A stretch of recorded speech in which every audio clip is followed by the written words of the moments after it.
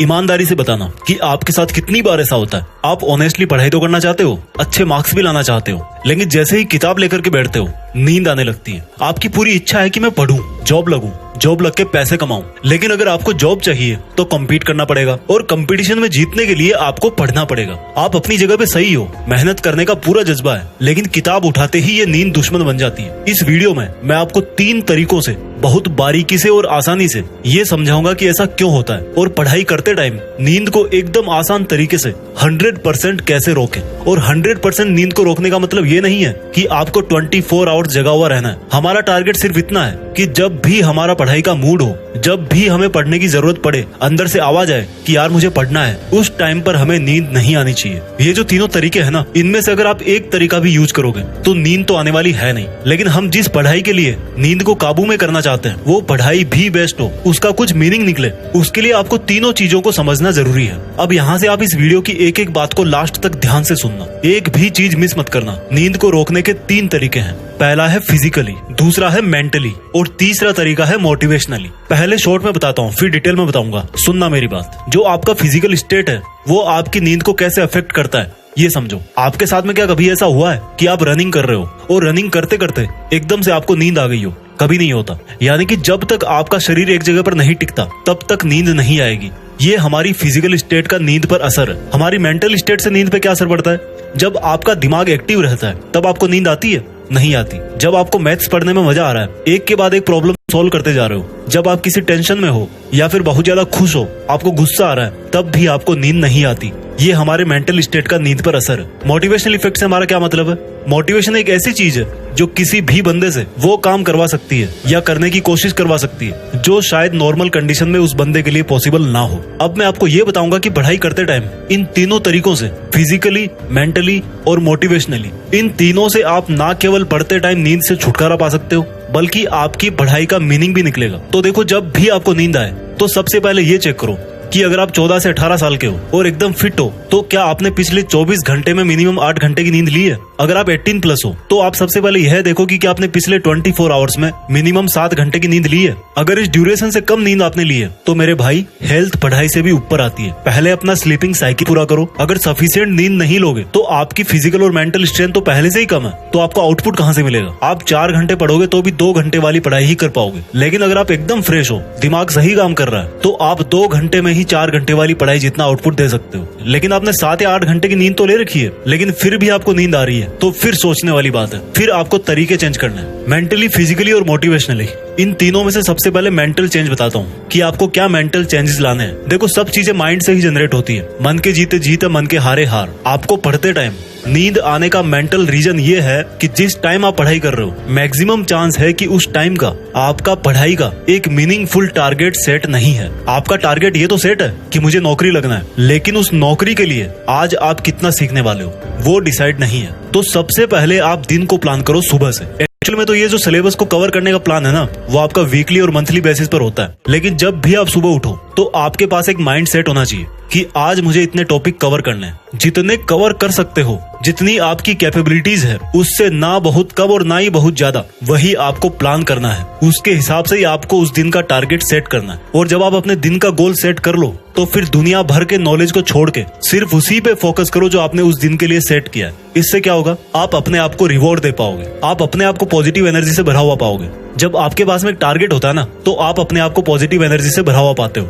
मुझे ये बताओ, जब आपके पेरेंट्स आपको बोलते हैं कि बेटा अगर तुम इस साल 90% लाओगे तो मैं तुम्हें स्कूटी लाके दूंगा, तो मन में कितना जोश आता है? आता ही नहीं आता? आता है, क्योंकि आपके पास में एक टारगेट होता है कि अगर मैं इतने मार्क्स लाया तो मुझे स्कूटी मिल जाएगी। और जब आपको रिवॉर्ड मिलता है ना, तो उस काम को करने में मजा आता है। और जब मजा आता है तो उस काम में नींद नहीं आती। यही सीक्रेट है मेंटली नींद को कंट्रोल करने का, कि आप सुबह टारगेट सेट करो, उसको फिनिश करने का आपके पास सोने तक का टाइम है, उसके पहले तक आपको खत्म करना है। दोपहर तक खत्म करने की जबरदस्ती नहीं करना, क्योंकि जबरदस्ती करोगे इंटरेस्ट खत्म होगा, इंटरेस्ट खत्म होगा फिर नींद आएगी। लेकिन अगर आपका टारगेट पूरा हो गया तो फिर अपने आप को रिवॉर्ड दो। जैसे कोई मूवी देख ली, थोड़ी देर गेम्स खेल लिए। पढ़ाई के अलावा जितनी भी सेकेंडरी चीजें, वो सब आपको एक रिवॉर्ड की तरह काम में लेनी है। एक और चीज कर सकते हो मेंटली नींद को रोकने की, हार्ड सब्जेक्ट को तब पढ़ो जब आप सो करके जस्ट उठे हो, क्योंकि जो मेंटल फटीग है ना, वो नींद को इनवाइट करती है। लेकिन जब आपका स्लीपिंग साइकिल कंप्लीट हो गया तो ठीक उसके बाद में आप हार्ड सब्जेक्ट पढ़ सकते हो, क्योंकि उस टाइम पर नींद आने के चांस कम होते हैं। नींद को फिजिकल साइड से कैसे कंट्रोल करें?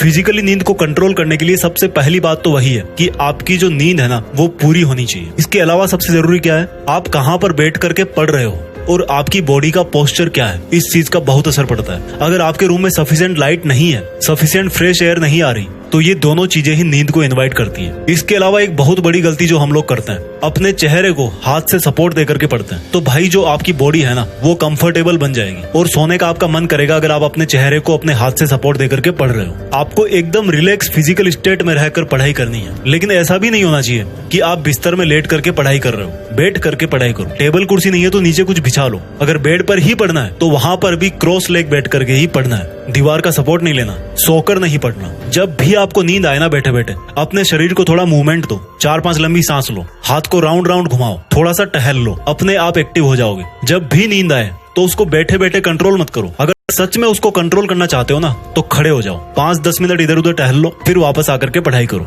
अब बात करते हैं कि पढ़ाई करते टाइम मोटिवेट कैसे रहें। देखो वैसे तो जीत फिक्स पर आपको बहुत सारे स्टडी मोटिवेशनल वीडियो मिल जाएंगे, वो देख सकते हो, लेकिन यहाँ पर मैं आपको कुछ बताना चाहता हूँ। किसी टाइगर को आप दौड़ने के लिए मोटिवेट तो कर सकते हो, लेकिन दौड़ना किसको है? टाइगर को ही है ना। मैं आपको कितना ही मोटिवेट कर दूं, लेकिन आपकी जगह पढ़ाई करने नहीं आ सकता। और इस बात का एक बहुत बड़ा मीनिंग निकलता है, रिस्पॉन्सिबिलिटी। आपको ये समझना है कि जो पढ़ाई आप कर रहे हो ये कंपल्सन है कि आपको अपना काम खुद ही करना पड़ेगा। हम में से हर कोई अच्छा जॉब चाहता है, करियर में स्टेबिलिटी चाहता है, लेकिन वो सब मिलेगा कहाँ से? आपके खुद के दम पर आपको वो चीजें मिलेगी। और भाई सच तो ये है कि वो मिलेगी नहीं, आपको लाना पड़ेगा। जिस दिन आप ये सोच लोगे ना कि पढ़ाई मेरे ऊपर बोझ नहीं है, उसी दिन से आपकी पढ़ाई करने को लेकर के मैक्सिमम प्रॉब्लम सॉल्व हो जाएगी। आप ये देखो कि जो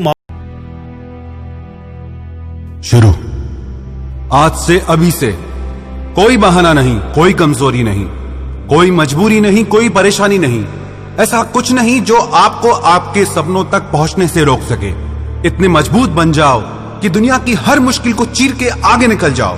दुनिया की ऐसी कोई ताकत नहीं जो आपको रोक सके।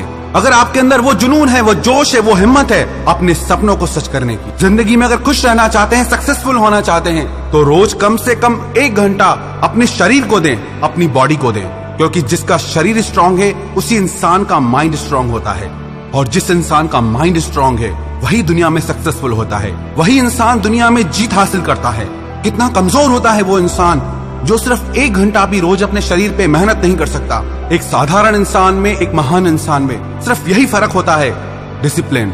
साधारण इंसान 4 दिन किसी चीज को करके छोड़ देता है, और जो महान लोग होते हैं वो अपने लक्ष्य की तरफ हर दिन आगे बढ़ते हैं, हर दिन और मेहनत करते हैं। 3 तरह के लोग होते हैं दुनिया में। एक वो जो थोड़े दिन कोई भी काम करके छोड़ देते हैं, एक वो जो कुछ हफ्ते या कुछ महीने किसी काम को करेंगे फिर छोड़ देंगे, और एक वो होते हैं जिनके अंदर जुनून की आग होती है, जो किसी काम को एक बार ठान ले तो आखिर तक उस काम को करते रहते हैं जब तक उस काम में सफल ना हो जाएं। यहाँ पे कमजोरों के लिए, कायरों के लिए कोई जगह नहीं है। एक वीक बॉडी के साथ, एक कमजोर शरीर के साथ आप जिंदगी में कभी खुश नहीं रह सकते। तो उठो और मेहनत करो अपने आप पे, और 1 दिन नहीं, 2 दिन नहीं, इसे अपनी जिंदगी का हिस्सा बना लो। आपके अंदर ऐसी आग होनी चाहिए कि लाखों की भीड़ में भी आपकी एक अलग पहचान हो।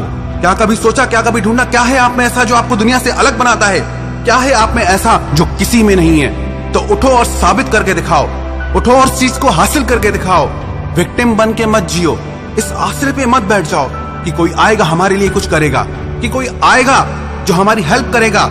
आपकी हेल्प सिर्फ आप कर सकते हो, आपको सक्सेसफुल सिर्फ आप बना सकते हो। अगर आप रोज अपने शरीर पे मेहनत करेंगे तो उससे सिर्फ आपका शरीर मजबूत नहीं होगा, उससे आपका हौसला मजबूत होगा, उससे आपका कॉन्फिडेंस बढ़ेगा कि आप भी जिंदगी में कुछ कर सकते हैं, कि आप जो चाहे वो हासिल कर सकते हैं, कि आपके अंदर भी कुछ कर दिखाने की ताकत है। और जिस दिन आपका अंदर से कॉन्फिडेंस बढ़ जाएगा, आपको दुनिया में कोई नहीं हरा सकता। आप अपने हर सपने को जीत सकते हैं, आप जो चाहे वो जिंदगी में पा सकते हैं। तो ऐसे ही घर में पड़े हुए, ऐसे ही पलंग पे पड़े हुए अपना समय बर्बाद मत करो। उठो और जान लगा दो अपनी, और इतना मजबूत बन के दिखाओ कि दुनिया आपको देखती रह जाए। उठो और कुछ ऐसा करके दिखाओ कि दुनिया में आपकी पहचान सबसे अलग हो। अगर आपने अपने अंदर ये जुनून पैदा कर लिए, ये जोश पैदा कर लिया कि मुझे कुछ करके दिखाना है, तो सबसे पहले आप अपने शरीर को इतना स्ट्रांग बनाओ।